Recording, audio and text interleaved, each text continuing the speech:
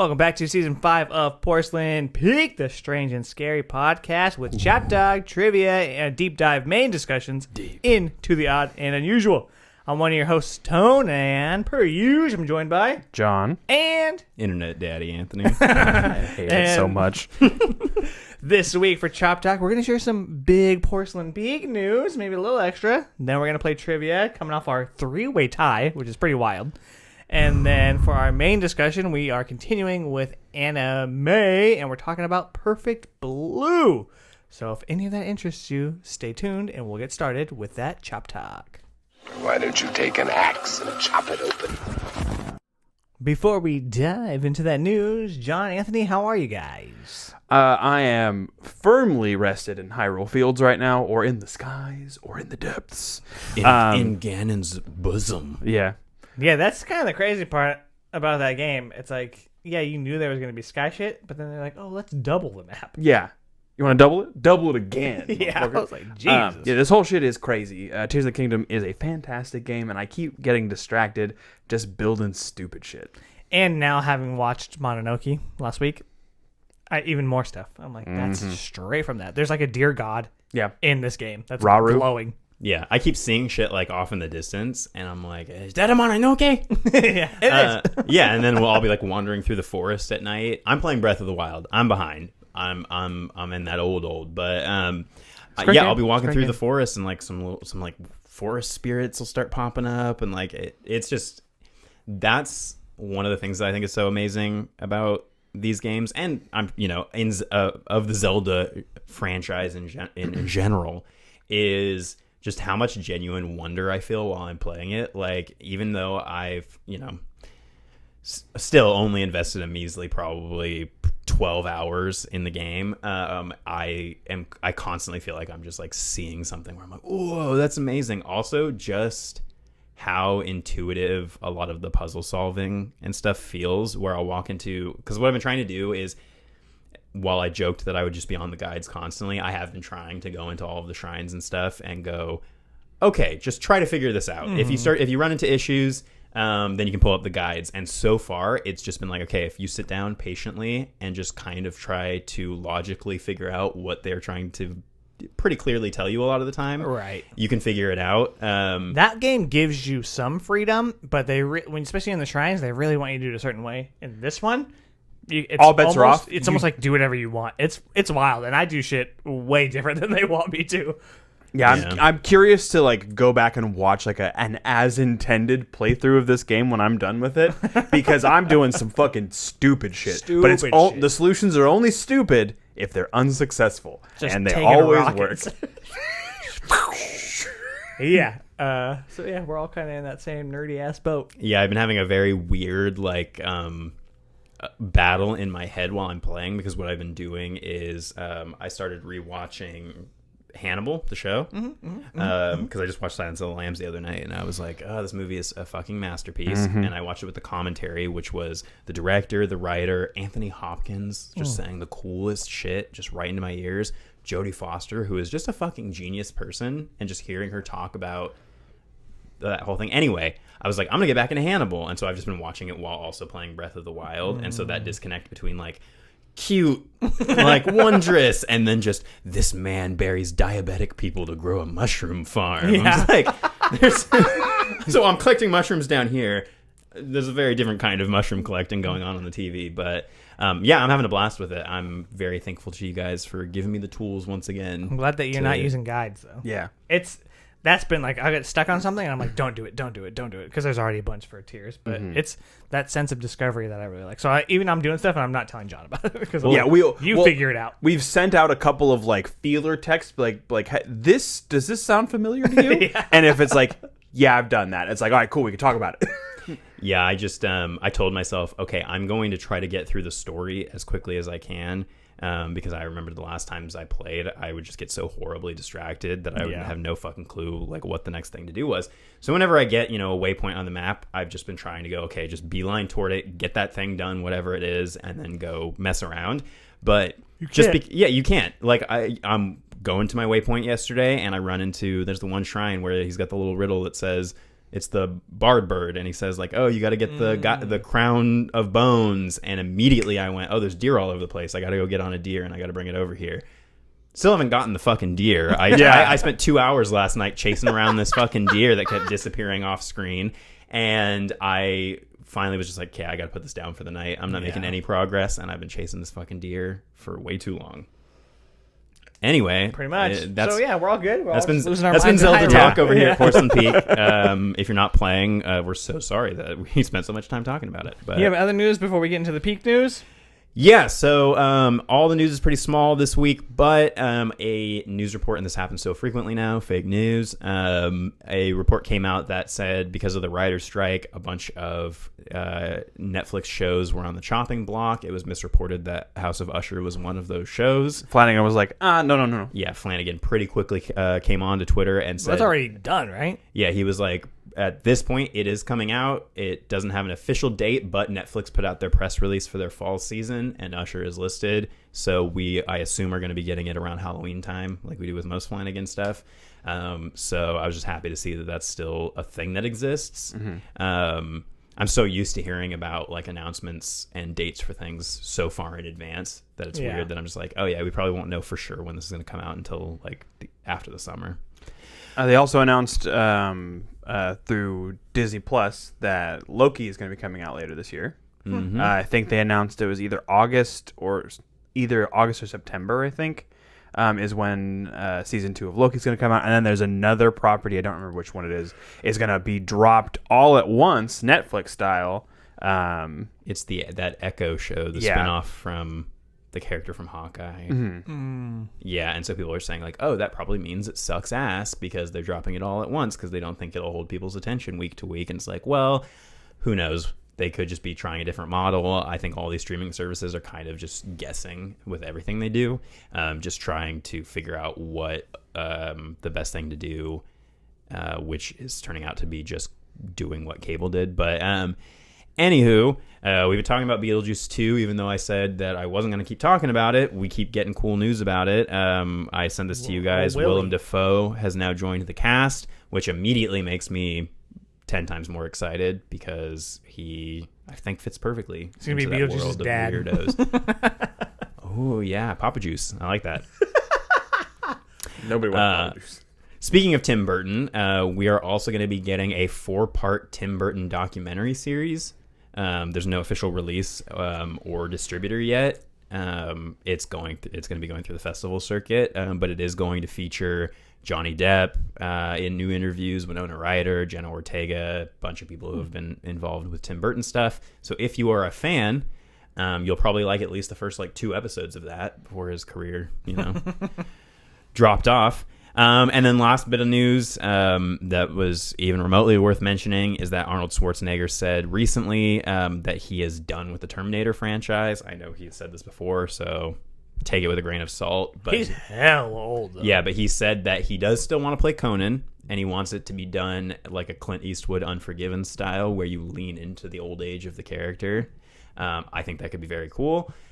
He said that the Triplets movie is no longer happening because after Ivan Reitman died, Jason Reitman, his son, who did Ghostbusters Afterlife, said, I hate the idea and we're not going to do it.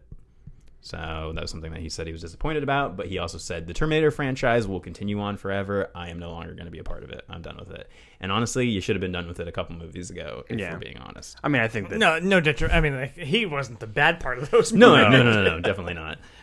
No shade at Arnold. He seems like a pretty legit dude from what I see on his Twitter and stuff. But I mean, I have not actually seen the Conan movies. So I would be interested in watching them and seeing. Oh, really? I thought you were Team Coco.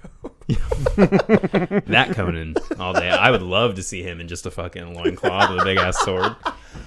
All right. I'm gonna have to kill you now. The big news for Porcelain Peak: we will be ending the show after this season. So at the end of August, Porcelain Peak will be a thing of the past. You hacked. Everybody, take a deep breath. Well, this is fucking news to me, guys. Is it because you hate me? No, Yeah, it's no, we're because- doing a spin-off where we go to New York. Yeah. That's really weird because I was saying that this was actually going to be my Beyonce moment, and I was actually leaving the group because I feel like I could do a lot better, just flying solo. Yeah, your new podcast will be Internet Daddy. Yeah. I'm giving you the internet daddy advice that your real daddy never gave you. Jesus Christ. No, we talked about this a lot. I mean, it's For a long time, too. We've Yeah. been talking about this for... since before We started this season. Yeah, it was before the end of season 4. It was like midway through the season. We talked about how, I don't know, being in like a space where we're doing the segments that we set out for ourselves, and we're talking about specifically horror and science fiction. Being in a space where no one can hear you scream. Yeah. It can be really limiting creatively. So you just throwing it out there. It won't be the last you see of the three of us. We have other things in the works that we're, considering, thinking about. So you'll see more of us, but at the See season, more of us. Bonus episode. but I wish I was eaten by a plant right now. at the end of August, the show will end at 5 seasons, which have been beautiful. We're going to be taking old Porcelain Peak out back and... Making glue out of it. But you will have an added little benefit to tide you over into whatever our next project is going to be, because the very popular, and by popular I mean almost no one has watched it because we don't have a whole lot of patrons, but our Patreon series, the Alphabet Roulette, where we basically pick a random film based on the letter of the alphabet, that we've been doing. We're already into... We just finished L. We just finished L. So we have a good little back catalog of those. We're going to start releasing those to the main feed as well. So you'll get to look forward to those, and those should also tide you over pretty close through the end of Basically, the year. our goal as is to well. give you so much content between now and the end of the show that you get sick of us by August and you want us to end the show. Yeah. No, I mean, basically, it's like what John said. We love getting together every week. That was really the reason that this season happened, was just because we were like, yeah, I mean, I know we've got a lot going on, but we just love getting together and we love talking about movies and stuff. But there's other things we want to talk about, other interests that we have. I personally, as much as I, will forever be a diehard horror movie, sci-fi movie guy, I have really, especially in the past couple of years, gotten into like classic film and foreign movies that have nothing to do with horror and sci-fi that I would really love to talk about and with you guys about. And on top of all of that, we just felt like a rebrand of some sort of what we're doing was in order. We have a lot of really cool ideas for what we'd like to do in the future. Nothing that's set in stone yet, but yeah, I mean, it's not that we don't enjoy doing it anymore or that we're breaking up the band because there's like a Yoko Ono who's come in and ruined everything. Aaron. But, it's just that Porcelain Peak felt like it had reached like a logical 5-season conclusion. We thought, you know what, that's the Breaking Bad model. Yeah. We're going to... Yeah, Wrap it or up. we could do what Supernatural did and say we're ending it at 5 and then go for 15. So you guys up for another 10 or what? We should, and then we should do a Porcelain Peak prequel that runs one season before. And Where then it's gets just, and just then- Randy. Yeah, and then gets canceled. But yeah, I mean, that's the news. Some of you already know this. If you're in our inner circle, I've kind of, hinted at this coming up. Just to put people's minds at ease, I did post a little cryptic, 2018 to 2023 thing on Instagram, and had Ben from Extreme Horror Replay be like, "What?" and freak out about it. So thank you for caring. Actually, we're dying. Yeah, That's it. It's terminal. Yeah, we're all terminal. Turns out we're terminally online, and we just don't have time for this anymore. But yeah, no. But yeah, I thought it was a good time because we're probably going to be reaching out and asking some of you if you would like to collaborate with us on some sort of finale project, if it's an episode, or sending in your best memories of Porcelain Peak, your worst memories of Porcelain Peak. We've got some good and bad memories I'm sure we'd like to share with you guys. Episodes lost to time, things like that. So, but yeah, I mean, I'm it's bittersweet. It'll be nice to wrap it up at a good place before we're actually just like completely sick of it. And I'm also just excited for whatever we end up doing next, because I'm sure this won't mean the end of our friendship. I hope. No. And it also isn't going to mean the end of, like I said, our creative endeavors either. I think that what we all want and what we realized in the fact that getting together every week to do this and how time-consuming making a podcast is. We just want to do this, but with our dicks out. Yeah, definitely. So we're going to OnlyFans. No. What I really wanted to accomplish was bigger than this can be. And I think that we're all kind of in the same place. Not necessarily bigger, like audience-wise, but bigger scope-wise. Reminds me of the ancient hymn sung. What about the ancient her? The ancient hymn sung by our Lord and Savior Manchester Orchestra. And I say to Porcelain Peak, I couldn't really love you anymore. You'd become my ceiling. So, that's how I feel about it. Yeah. That's very sad. This was totally against what I want. I'm just kidding. I'm actually taking legal action. I'm reclaiming the name. I'm getting 2 new hosts. What the fuck are we gonna do with these? My sister actually the other day was like, "What you have? But you have Porcelain Peak tattoos." And I was like, "That wasn't us like saying we're gonna do this till we die. It just means the next thing we'll have to get a tattoo of. Whatever the next thing is, we got to make sure it has a cool logo also, so we can get that as a non-embarrassing tattoo." I think the biggest thing is that we got a tattoo of it for a reason. Like, this time that we've spent doing this has been so impactful for each one of us, and we'll get more into that on our finale episode. Yeah, but my heart has grown at least 2 or 3 sizes since we started. I'm no longer almost a Greek. normal. But that thing is not happening today. You still get another 3 or so months of us being stupid as fuck. Yeah, on top of all those bonus episodes, we're going to be releasing 2 main feeds and such. We're going into camp. If you've been around since, a couple seasons ago, we did summer camp where we talked about all the Friday the 13th movies. We did space More than camp. once. Yeah, more than once. We did space camp where we talked about the whole Alien franchise and a bunch of other stuff. We did creature camp where we talked about creature features all last summer. And this summer, we're cooking up a special new variety of camp to send your way. So look forward to that. But in the meantime, let's get back into the swing of things and let's duke it out with some trivia. Sounds good. Sounds like Let's a go, plan. John. Roll it. That Christmas house of wax, the fog, piranha. It's one of those, right? Right? We're going to get started right away with the trivia. Again, playing Trivial Pursuit Horror Movie Edition. We'll read a category and then go in a circle, reading to each other in typical fashion. I'll bring it back just for you. Thanks. With me reading to John, John to Anthony, and Anthony back to me. Are we ready, fellas? Let's do it. Ready as I'll ever be. Hey! Daddy now we're going to start is getting sentimental ready. for ourselves. Yeah.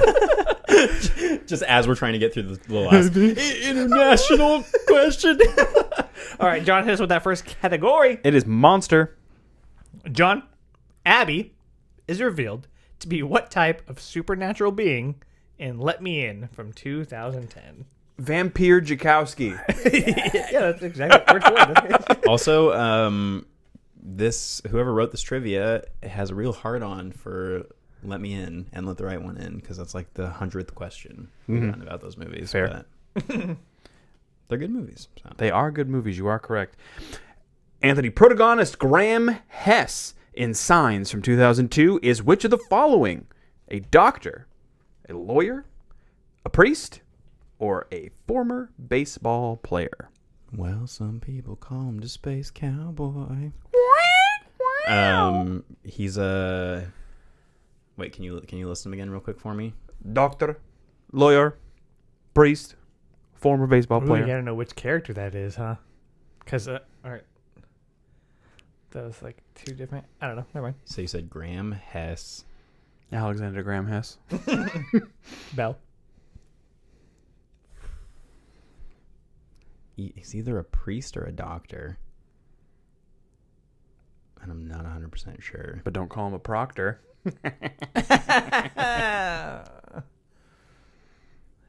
God, John, your bullshit is so helpful for my process. Yeah. Hope it is. Mm-hmm. What's your gut telling you, just between us? My gut's telling me doctor. Just between us. Is that your actual? Priest. I don't know. Those are the two things you've been saying. I don't know. I'm gonna need a final answer. Yeah, I'm just gonna go with doctor. It is priest. Yeah. Ooh, but isn't his isn't the other character? See, that's where I was confused. The baseball player, isn't Joaquin Phoenix a baseball player? Yeah. And so that's what had me.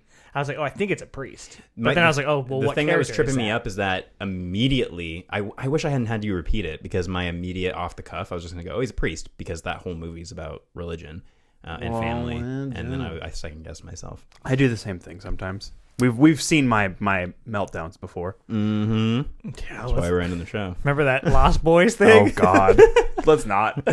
That 6 minutes of dead air. Hey, these are things that we are supposed to talk about in the finale episode, and not those- today. Blood sucking Peter Pan motherfuckers. Is it Found Girls? What is it?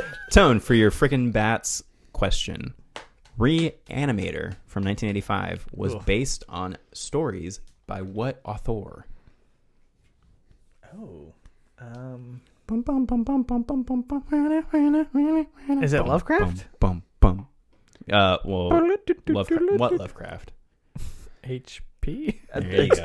Excuse Harry me, Potter that's- Lovecraft. Hewlett Packard. That's HP. HP. HP Lovecraft. Sweet. John and I are on the board. We're at the board. At the board. And we're on it. And Anthony, not yet, but I'm sure he'll get there. And we're moving into Gore/disturbing.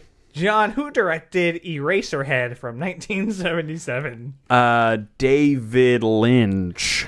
That is correct. This was his film debut. The butt. David Lyncher. We've used that joke before. Anthony, in the Saw series from 2004 to 2017, which we covered on the show, I believe in bonus episode ? Yes. Yes. What type of physician is Dr. Lawrence Gordon? Oh.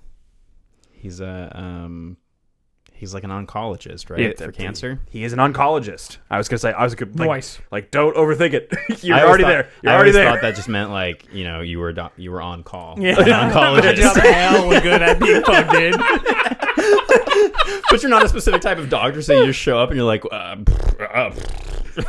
don't know. I came when called. that's literally my entire degree.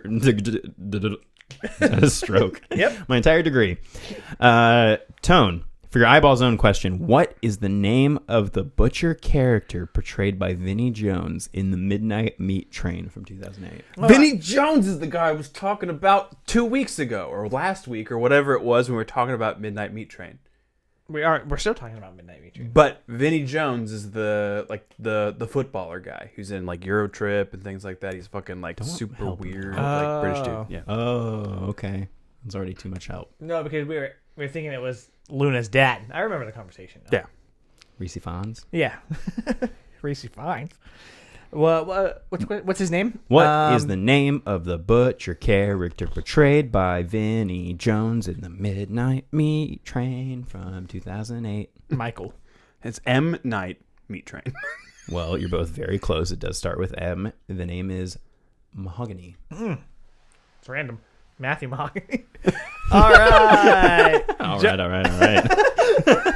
John said that too, and Anthony and I are at 1. Yeah, you got that one? Yep. Yeah, okay, good. And we're moving into Psychological. John, It Follows from 2014. The lead character, Jamie J. Height, is played by what actress? Oh yeah, that one. Is this the one you didn't think I'd have? I did. Yes, or it is. Yeah, I don't have this one. Bring back an old classic answer. Do it. So I'm gonna go with the gender neutral name Charlie fuck. Micah Monroe. It is Micah Monroe, old Eminem. Yeah. Marshall Mathers. Anthony, in Get Out from 2017, what is the name of the place where the consciousness of protagonist Chris Washington's is trapped during hypnosis? That's a very, very spooky realm called The Sunken Place. It is indeed the sunken place. Further. Thinking to the floor. Tone, for your brain worms question. Who directed Magic from 1978? Oh, man. Oh, that's what I should have picked, and I meant to pick that for our end movie. God damn it. I mean, I didn't win anyway, but... Oh, it's magic. That's the one with Do you know? Hopkins, right? Yep. And the puppet? Mm-hmm. I don't know. Frank Oz. It was directed by Richard Attenborough. Like the Planet Earth guy? I always get him and his brother confused because one of them is the guy from Jurassic Park, the old guy from Jurassic Park, Oh, I didn't know that. and one of them is the nature guy. It's Richard and David. Richard and David. Oh, David is the nature guy, huh? Yeah, so Richard is What? the Jurassic Park guy. fuck, Richard? Well, balls. All right, cool. Well, John and Anthony are at 2, and I'm at 1, and we're moving into Paranormal. John in The Omen, 1976. What is the shape of the birthmark possessed by the Antichrist? Is it? It's that S symbol that everybody used to draw. In their notebooks in class. Stussy or whatever? Yeah. Did you ever put a Joker hat on it? Yeah, the super. Gregory Peck like parts his hair and then he's like, "Aw, sick. He's gonna be hella tight. Fuck. This kid's got Riz." That's so stupid. It's the number of the beast. It's 666, correct? That is correct. It is 3 6s. Pick up 6. Oh, there's 3 9s on the back of his head. No, you're looking at him upside down. The period is before. Well, aren't they in like a circle? Yeah, it's like Yeah. it's like 6 9 6 9 6 9 6 9. He opens like, nice. Anthony in The Ring. I'm guessing this is the American Ring because it doesn't say Ringu. From 2002. What must be done to the sinister videotape in order to survive after viewing it? And then it gives you options, which I'm not giving you. Thanks, because I don't fucking need them. All you got to do is you got to Control C. Yep. You got to copy it. Mega Right, but copy. then doesn't that not work? It does. Because doesn't she still die? No. No, it's the boyfriend. Because he On don't make TV no at the copy. end. Yeah. Right on. And I don't remember what happens in the second one. I know that she keeps coming after him, but I don't count that one. That one's not fair. Tone, for your Starry Eyes question, what is the name of the fast food restaurant Sarah works at in Starry Eyes? Oh. From 2014. Whack Arnold's. It is Hot Tatas. Right on. All right. John and Anthony are at 3, and I'm still sitting at 1. And we're moving into Killer. Oh, John. What Footloose actor was also in... Do I need to keep going? I'd say in my living room. Yeah. What is 6 degrees from everyone? It's 1 degree for me because I own him. Kevin Bacon. Oh, but watch yourself. Yes, it is Kevin Bacon. Good job. Anthony, what actor did not return for the sequel to Silence of the Lambs in 1990, or the sequel to Silence of the Lambs from 1991, Hannibal from 2001? What are the chances, bro? What are the chances? Is it Hopkins or is it Foster? It is Jodie Foster. Did it give you options? Mm-hmm. Oh. Yeah, I didn't need them. It was Jodie Foster. She was recast with Julianne Moore, which confused me a lot as a kid because those were 2 actors that I thought were the same person. And now as an adult, I have no clue How you got it confused? I just had I just had like white lady facial blindness. But Did Jodie Foster say why she didn't want to come back ever? yeah, so the sequel, so the book that movie is based on is so fucking disgusting and also has like a really dumb ending that before it got rewritten into what it ends up being, which is to me a kind of, better, more in line story. Both her and Hopkins were like, I don't know if we can do this and that's why really? Demi didn't come back. So he directed the first one and was on board to direct the sequel and then read it and was like, never mind. Wow. Because he goes a lot in the commentary into how much Who like does? Demi, the director from Okay. Silence of the Lambs, he talks about how like the violence was tough for him. Like a lot of the more violent stuff, like it's just not his taste. And so when it gets really fucked up in the sequel, there's like, you know, people getting like cattle prodded in the prostate to like ejaculate, and it's a lot of stuff. It's a lot. And Foster felt like it just betrayed the character of Clarice, and she was very attached to the character. So she was like, nope. So they went on a huge hunt for other actresses, and Ridley Scott landed on Julianne Moore. Is that movie well received? I remember it coming out, but I only remember like parts of it. It is. Doesn't he eat a dude's brain like in front of her? Well, it's nowhere near as well received as Silence of the Lambs, but it's also not as poorly received as Red Dragon. Yeah, but that's Brett Ratner, so that makes sense. Fair. But if you want to see a good version of Red Dragon, Manhunter? go watch the first one, Manhunter, with Brian Cox. Succession's own Brian Cox is Hannibal Lecter, and he's great in it. Anyway, Tone, for your hockey mask question, the town that dreaded sundown from 1976 was presented as a quasi-documentary with or without narration. Do you remember the murders that happened at Texarkana? I don't. With. Lucky guess, it was with narration. I feel like he talks at the beginning. Anyway. What you're saying is real as fuck, brother.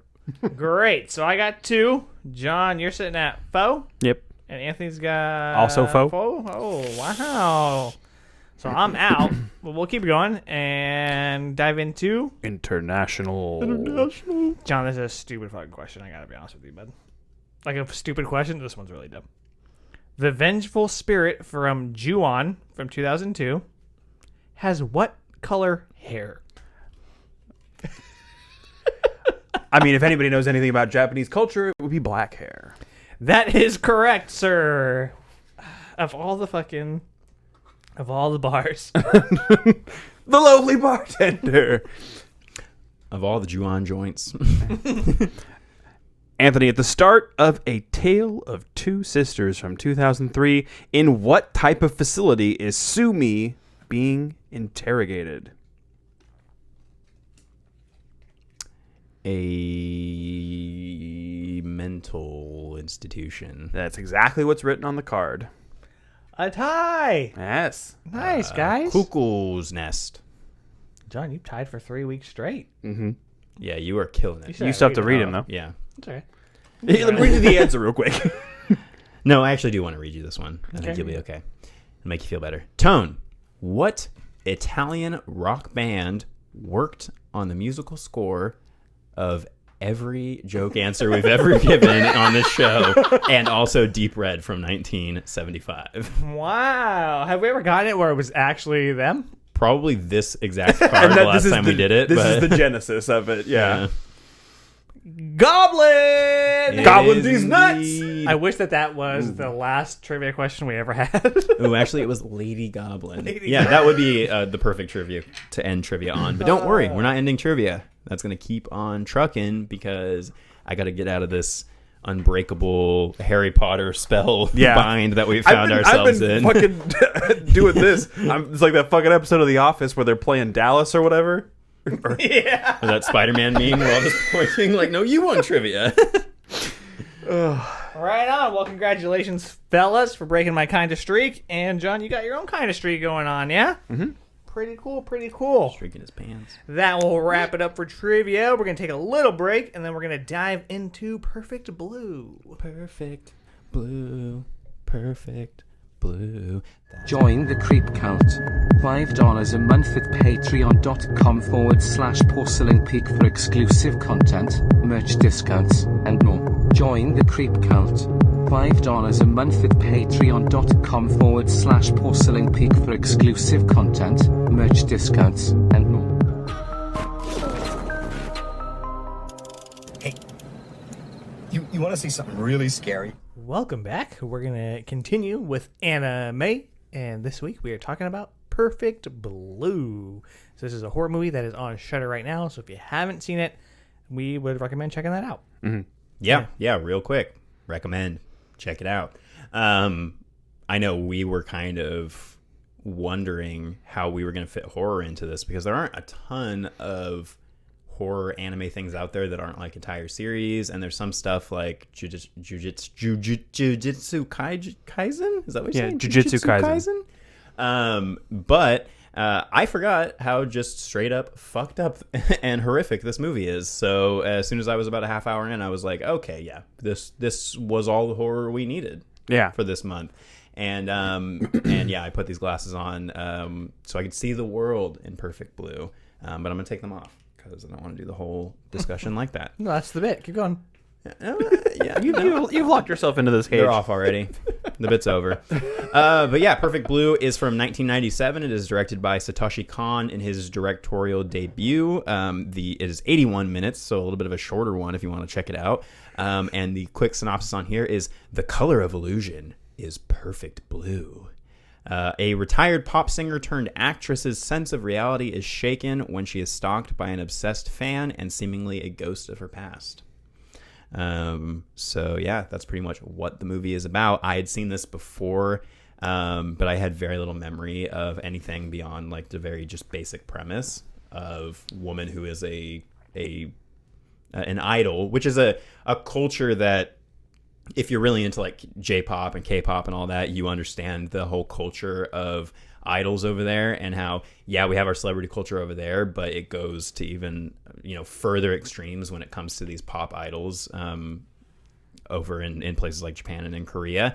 And this really is like an exploration of obviously how horrendous that can be mentally for a person who is trying to transition out of it and do something else, and kind of has their entire identity wrapped up in this presented person, this manufactured person that they've been for, she says 2.5 years that she's been with Sham.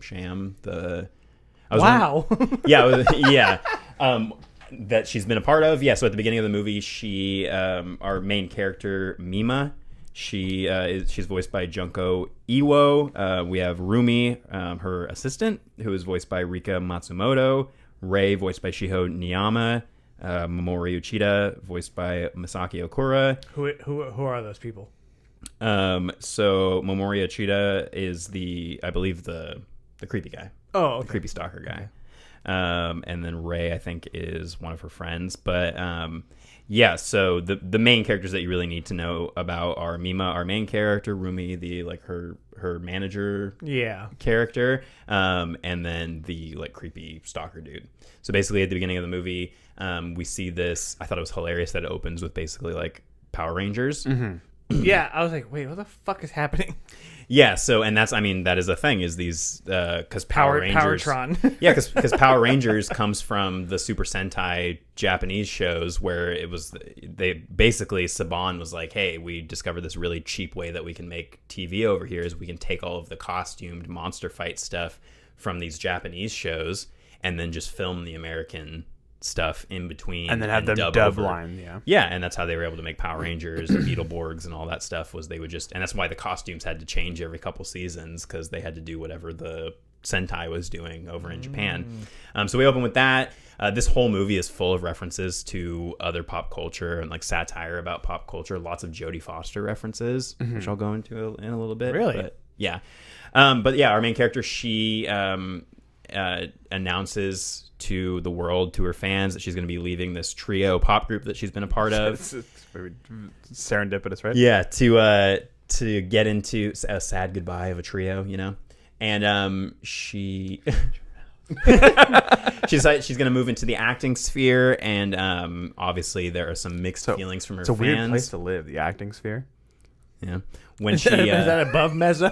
Yeah, it's been a while since I took a biology class, but and as she moves out of her regular life, she starts having an identity crisis, both out of her own lack of really knowing who she is, also the struggle of trying to become an actress in another tough, cutthroat scene, and then on top of that, there is some sort of stalker who seems to be not only running a website called Mima's Room, that she finds out is somebody stalking her and writing out in the perspective of being the real Mima, like what she's doing on a day-to-day basis and how she feels about everything. And so she starts becoming kind of, it blurs the lines between, is this actually me in the computer saying these things? Is this really how I should be feeling? And then on top of that, there is an actual stalker who seems to be murdering people who go against the goal of keeping Mima as this perfect manufactured idol. Pure, perfect blue. Yeah. Even. So yeah, that's basically how it goes. And then the whole thing kind of unravels into a descent into nightmarish insanity from there. Yeah, So, I guess I didn't really know what was real and what wasn't. and that's played with like to its, I think, furthest extent, where you start doing the whole, you're watching a scene and you don't know at first if you think it's a scene, a reel of Mima talking to somebody, and then it'll zoom out and it's on a monitor and you realize it's a scene from the show that she's shooting or the movie that she's shooting. This, or it'll stop to like an applause break, and then the scene will go through, and then it will stop to another applause break. Like, and then she starts getting confused about whether, Yeah. and you start getting into this loop of her just something will happen, and then she'll wake up in bed and be like, well, how did I get here? And then she goes off and does something else, and then boom, wakes up in bed, and she starts becoming increasingly confused about whether what's happening in the thing she's filming is what's actually happening to her, and the Mima's room stuff. But then and it there's starts, like that scene with the detectives that's outside of the show where she's like, oh, now she's pretending that she's an actress in a show. It's like, what the fuck is going on? Like, so I don't know what the real story is. So is she really an idol and Yes. then went to an actress? yes. And then So there's odd parallels between the stories spoilers being going told. forward, by the way. Yes, we yes. can't really talk about the rest of it without spoilers. So if you haven't seen it, it's very twisty and turny, and you won't know what the fuck is going on, and it's surprising. So check it out. Yeah. Come back. The way that it all works is that like the story that's being told in this movie that they're making finds itself in odd parallels with what's actually happening in her life, with like this like, you know, dissociative identity disorder type thing. so she does have that. She doesn't have that. She She's thinks being she's gaslit into thinking she's she has experiencing a that. dissociative But then disorder. what is that scene then that where the lady is talking about it outside of the the filming? So I think so. It turns out that it is being filmed. But no, they show it again after that, and then they're filming it.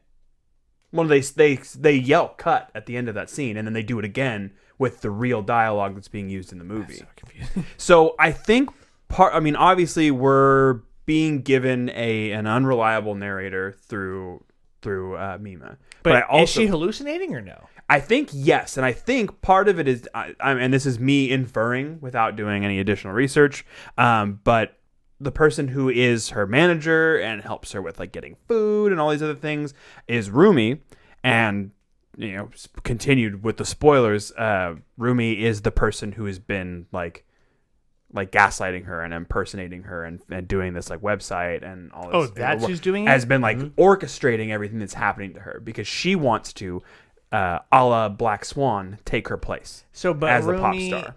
is not one of her personalities. No, Rumi is Rumi is a separate person, and Rumi But they does have toy with separate that. personalities.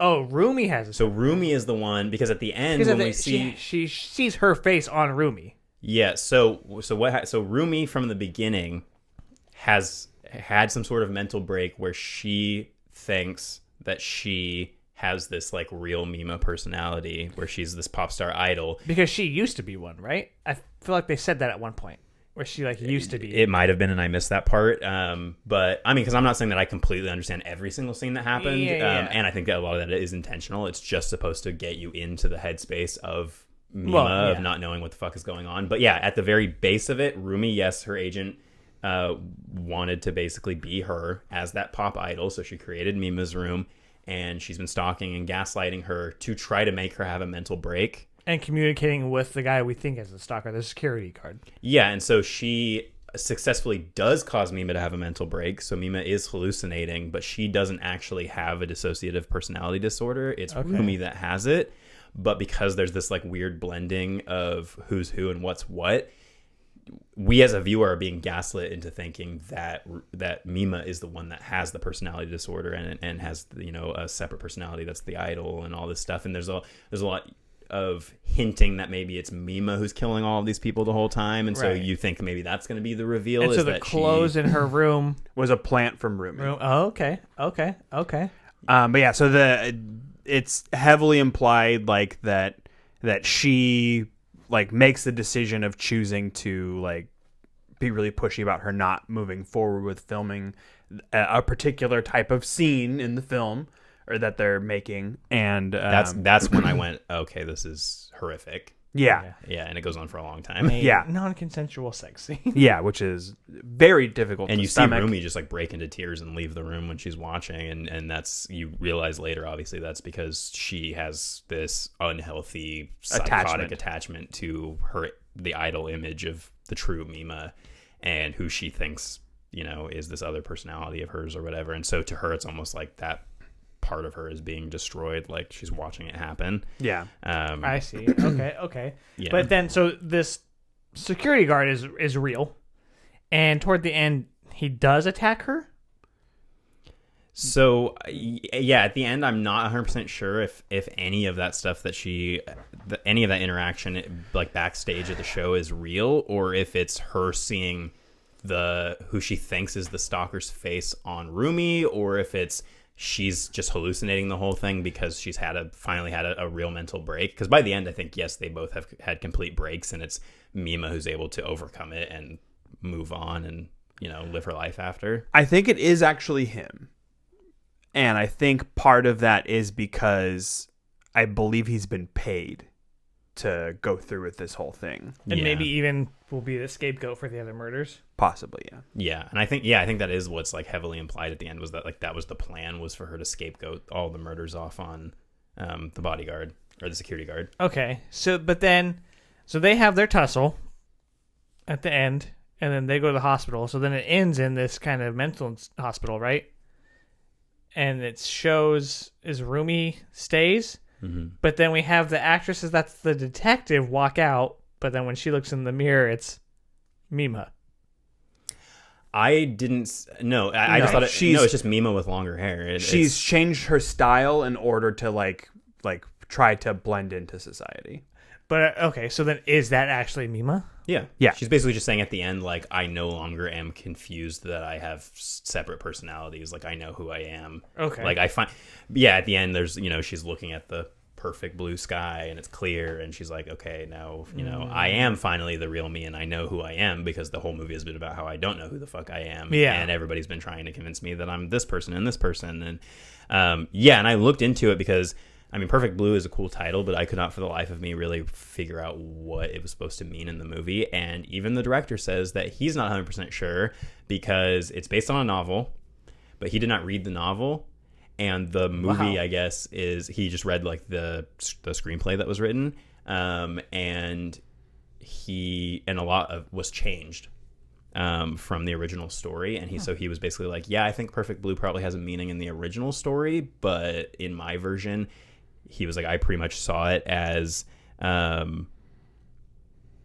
the whole thing about the blue sky at the end, and how like she finally like gets to the perfect blue at the end and the perfect clarity and all of that. And then I've seen other people say that in Japan the color blue means like purity and innocence, and it's a very feminine color, and so it's almost like that's what other people want her to be, is like the perfect blue, like the perfect feminine, pure. That's interesting. Character. So I thought, yeah, each interpretation totally made sense to me. And yeah, you mentioned previously, but a lot of people have taken shots at Darren Aronofsky for ripping this movie off, not only in Black Swan, most evidently, but also in Requiem for a Dream. There's a scene in this movie where Mima is in the tub, and she's like got her face in the water, and she like, screams into the water, and it's like in silence. That scene is shot for shot, like literally shot for shot, recreated in Requiem, but with Jennifer Connelly in the tub. So he like referenced shots there, and when people have asked him if this movie was an influence on Black Swan, he's always said like, no, we were just trying to do like a psychological thriller version of the Swan Lake dance. But a lot of people have said like, you're not being truthful, because I think the director of Perfect Blue talks about how he met with Aronofsky. Like Aronofsky came to Japan and wanted to buy the rights to Perfect Blue. and they had like a long conversation, and the whole him buying the rights to Perfect Blue fell through. And then 10 years later, he makes Black Swan, or, he makes Requiem and then Black Swan. Yeah. I didn't have the time to rewatch Black Swan, which is a movie that I love. I think it's a great movie, but I didn't have a chance to rewatch it. But I saw somebody put together a list of comparisons, and really, I don't think any of these comparisons are like, okay, he straight up just stole this movie. Because really, remembering what I do about Black Swan, outside of there is a character who is in the creative profession who is trying to get somewhere higher up. Yeah, steal someone else's job. And they're striving for that goal, drives them insane, and they start hallucinating and seeing doubles. That's, to me, pretty much the extent of where the comparisons end. You guys said it's a lot like a Natalie Portman movie last week, and so I was like, okay, what could that be? And we were watching it, and I was like, maybe Black Swan, but I didn't immediately like, oh, this is Black Swan. Yeah. So I only got there because you guys had planted that seed. I don't think I would have gotten there without that. Yeah, and I don't think I would have necessarily either. The IMDb list that this person put together said the main character in this film is named Mima. The character in Black Swan is called Nina. It says both the names sound similar. I'm like, okay, whatever. Okay. Says Mima sings in a girl pop group called Sham while wearing a tutu in hopes of becoming something bigger. Nina dances for ballet in a tutu in hopes of becoming something bigger. This is what I'm saying, is that the reaches. It's a fucking stretch. Before traumatic events occur, both Mima and Nina are shown to be emotionally sensitive characters. I feel like that's any drama. Yeah. Mima and Nina both suffer a traumatic experience. It's also just movies. Both films contain a substantial amount of blood, sex, and violence. That's just called good movies. The main character is sent. We built a show around it. Yeah. And the main character is sent a threat. With Mima, it's a fax, and with Nina, it's a message written on the mirror of the ladies' room. Both films contain colors in the name. So I was not convinced by that list of things. The thing to me that's way more convincing is that Aronofsky had a meeting with the director of Perfect Blue and was trying to get the rights to the movie, and then when he didn't get them, to me he went, okay, I'm just going to do something that's in a similar vein. Yeah, which we see which all to the me time. is just being an artist. Yeah. You go, that person did something really cool, I want to do something like that but in my own style. And I think Black Swan is straight up 100% a Darren Aronofsky movie still. Yeah. And I mean, Tarantino made his career off doing that exact Yeah. thing. You know what I think the concern that people have is that he won't admit to it, and I mean, like, if you think about it, like, nobody is calling the Wachowskis hack frauds because they made The Matrix, and it takes so much from. Well, yeah, Ghost it's in what the we've been Shell. talking about this entire month, which is just when the director says in an interview, like James Cameron, I ripped off when he says I was inspired by Princess Mononoke for a lot of what's in Avatar. It's like, cool, you're just saying what your influences are. That's totally cool. It's still a different enough movie on its own right. Yeah, it's when you have this weird fear that it sounds like he has of admitting your influences because you don't want people to think that your idea is not 100% original. But it's like, dude, it's based on Swan Lake. Yeah. Like so it's already not 100% original. So why not just admit that you met with this guy, loved Perfect Blue, and decided to make something in a similar vein? It's an ego trip. The Wikipedia is saying that he has acknowledged the similarities, but continued to deny that it was inspired by. Yeah, so I mean that's my take on it. If somebody watching this has seen both movies and they're like, no, here's like a side by side, here's exactly shots that are taken, like with the Requiem for a Dream thing. To me, that's just, there are tons and tons of movies that just have straight up anime sequences. I mean, that's what we were talking about, maybe doing Paprika, because there are scenes like the hallway fight that are just straight up almost shot for shot taken from that movie. And it's just like, as long as you say.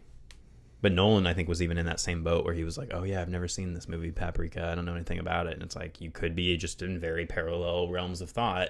Same thing happened with fucking Suzanne Collins when Hunger Games came Battle out. Royale, yeah. It's just like, which is like, I've never seen that, and I had never heard of it. Also, at the end of the day, like, if you need to deconstruct it and think, okay, at the very basic level, what's the idea here, and how original is that idea that you can claim that you're the only person who's allowed to do it? Like, with the Hunger Games thing, it's like, okay, so nobody had ever had the idea of getting a big group of people together and putting them like in a room or a place and saying you all have to kill each other. Yeah. It's like, no, that's literally like gladiators. Yeah. And then with this, it's like, so nobody's ever wanted to tell a story about an artist whose creative passion and drive for success drives them insane. We've seen that A million outside times. of Black Swan. That's literally the story of being an artist.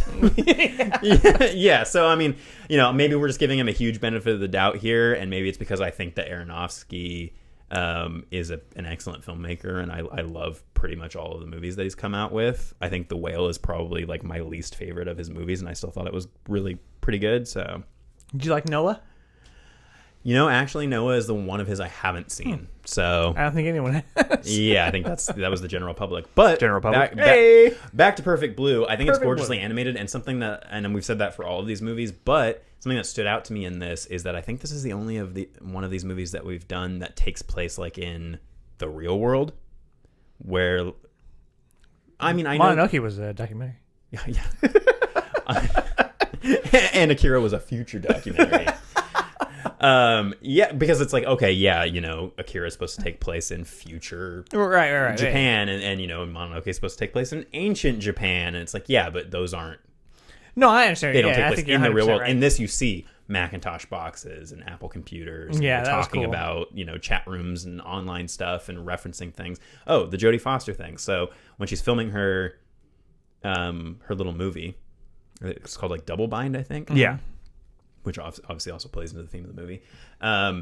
They have a scene where the one detective is like, "Yeah, our killer. Do you want to know why our killer, wears the skin of women?" And it's like, "Oh, because he wants to be one or whatever." That's straight out of Silence of the Lambs. Like Clarice asking Hannibal Lecter, like, "Oh, he asked her, why do you think he wears women's skin?" Yeah. Sorry. Then on top of that, later, after the prolonged sexual assault scene, or before it, they mention, oh, that Jodie, what's her name? They're referencing the movie she did, The Accused, where she has an extended rape scene on a pinball machine.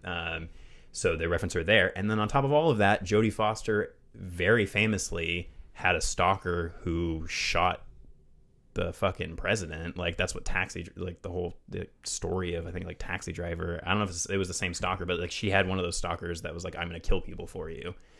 So I feel like Jodie Foster's like life is just permeating this entire story, and I don't know how much of that was intentional or me just connecting dots. But this is why I went and watched Silence of the Lambs, was because I was like, I'm in the mood for some Jodie Foster after this. Jodie. And she's great in Panic Room. Yeah, With Kristen Stewart. Yeah. Yeah, But also by your boy. Yeah, it's an underrated of Fincher's movies. I think a lot of people kind of brush it aside, but I think it's a really good little tense thriller. Great cast too. Yeah, she's got a great cast. I had to set him up once. Yeah. I've been thinking about it all day. I will say that I felt like the animation was good, but there was a lot of scenes where like the background stuff they just kind of did like blurry face like outlines where they didn't really give a lot of the details like some of the other ones that we watched for this month. I feel like out of all of them, this was probably the like least detailed one because some of those movies were fucking gorgeous, and this movie looks good. But there are parts where I was like, oh, okay. Like this doesn't have that every frame of painting thing we were talking about last week. I think some of that's by design. I think that that with as complicated as the story is to follow, it really wants you to focus on the things it's showing you. So it's trying to make it as non-distracting as possible with its background imagery. So that way the things you need to see are the only things you're really going to have your attention drawn to. Okay.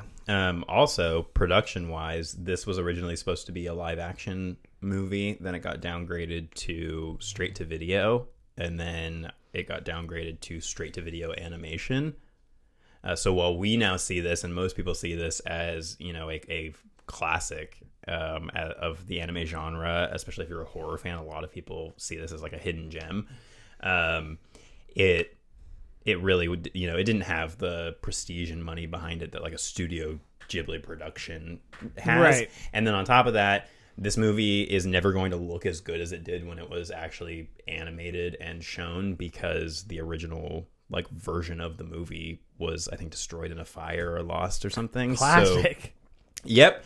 Film is a fickle bitch, and so the versions that everybody sees now are all taken off of, I think, like VHS or like a video copy, which I think lends to some of the downgrade and like the vibrance and the quality. Not to say that the movie's ugly by any stretch of the imagination. It gave me a very lo-fi hip hop girl vibe, especially when she's in her room and she's at the computer.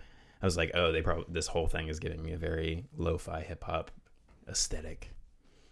But yeah, I don't think it's the best looking of the movies that we've watched, but I think it's the most intense, and it's like camping. Yeah, and it's obviously pretty horrific. Just bring your A game, bud. I love it. Yeah, I mean, I don't know. I think it might be my least favorite. I don't know. I mean, that's fine. We've only watched Or I think that, 4, right? especially coming after Mononoke, which I just thought was a masterpiece. Yeah. I think it was hard. I think we should have started with this one and then progressed, but I think we did it sequentially, right? So each one has come out after the other. Yeah. Is that the case? Oh, yeah, because the next one we're going to watch is... We're jumping all the way to the 2020s. Yeah. Yeah, but... So that'd be interesting. But overall, yeah, it's a little confusing. I think that after discussing it, a rewatch wouldn't be too bad. Yeah, having seen this twice now helped a lot. And reading the Wikipedia. The kill scenes are pretty fucking violent. Yeah. It's crazy that we get more showing and not telling in this than we did with Cabin in the Woods, or Knock at the Cabin, and then Jennifer's Body. Like, there's a lot more violence in this. Yeah, I just love just the blood just spraying out of people and stuff. Yeah, there's parts where I was like, oh shit, yeah, stab in the eye. Stabs a guy in the dick too, which is pretty brutal. The old ding dong. It's like, ouch. Yeah, and it's just I don't think that I realized. I mean, and I've always been a big anime guy. I've always been a big fan of anime, but very rarely does it really get under my skin and make it crawl. And that's just to be said for a lot of horror movies too. Like, very rarely do they get under my skin, but there was stuff in this that made me genuinely uncomfortable. And the fact that the animation, through animation, you still get that like, oh, that was brutal, and then especially like the assault stuff and how many times she's, getting her shirt ripped open, like while she's being chased, and I was just like, this is awful. And as I told you guys, a nightmare, but intentionally and in a way that, overall, I think it is a fantastic movie. I thought that you like secretly spoiled the movie for us when you said that, because then it's like all dreamy, and I was like, oh, he just told me the whole plot of this movie. Oh no, I wanted to leave it is a nightmare. Well, I just wanted to leave it ambiguous, like the movie, as to whether I meant it's a nightmare, like it's bad, like it's a bad movie, or like it's just a nightmare because it's visually a nightmare to watch, with what's going on with the characters. But yeah, I'm glad that we got to watch this, and yeah, I mean, so far we haven't had a dud, but that's because we've carefully curated this list. How did you feel? What were your overall thoughts? Was this your first time, or no? This is my second time watching this movie. I enjoyed it the first time, but like I enjoyed it more this time. And it's been long enough where like all of like the twists and turns still landed, but I was able to see a lot more details, which is great. Yeah, right on. I think just because you said, that this might be your least favorite, if I had to kind of rank them, I do think that it would probably be like Mononoke and Akira, like, just like right behind it. And then Ghost in the Shell? No. So basically what I'm trying to say is that I think Ghost in the Shell would be at the bottom below this. Something about Ghost in the Shell like doesn't connect with me on an emotional level. I think that I can see that. Which, I mean, if that's the intention because it's machines and stuff, that's cool, but I think it has gorgeous, awesome sequences of action and animation and some of the coolest animation I've ever seen, but I never connect with any of the characters emotionally, and in this I do. I think that's by design. I think they're like cyborgs, robots, cybernetic organism. So, but yeah, like I said, all bangers so far. So do we want to again recommend it, and do we want to talk about what we're doing next? Yep. Yeah. You're going to have to talk about it because I did not remember the name of that movie, but it is on HBO Max. Yeah, so we went kind of back and forth on what we wanted to talk about for the final one. I honestly wish that we had more time, because every time I look at a list, I'm like, oh, I wish we could have done that. Oh, I wish we could have done that. Who knows? Maybe someday in the future we'll revisit the topic of anime. But we are going to be talking about 2021's Belle. Belle. Belle. This is directed by Mamoru Hosoda. It is 122 minutes long, so we're in for another long, epic one. And it is based on Beauty and the Beast, but in like a virtual sci-fi world with a dragon guy and shit. Ooh, so dragons. I watched. Dragging these nuts across your face, bitch. There we go. I watched. Set him up and you knock him down, huh? Yeah. I watched the first like 5 minutes of this because I had heard that it was fucking amazing, and just the amount of color and the advancement in animation technology, from Mononoke to that, I was like, holy shit. Wow. And that's part of why I wanted to talk about it, was just to see like what does the current state of anime look like. Yeah. So yeah, check it out on HBO Max. Yeah, by the time you're listening to this, it'll be almost Max time. But and there's like a date. Yeah, I think the 23rd is when they officially switch over to Max. But yeah, check it out and let us know your thoughts on Perfect Blue and any of the other movies that we've talked about, and like and subscribe and check out our bonus episode on Little Shop of Horrors on Patreon. Yeah. And next week we're talking about Memento. So should be a blast. No? No? Maniac. Trying to rip my randomized wheel spin win from me. I'm very excited Real about speed it. weird. Anyway, we'll see you next week. Thank you for checking out this episode. I've been Taryn. I've been John. And I've been your daddy. Your internet daddy. Double click. See you next week. Goodbye. Keep it creepy. We're ending the show and I'm losing my fucking mind. Not that kind of creepy, though.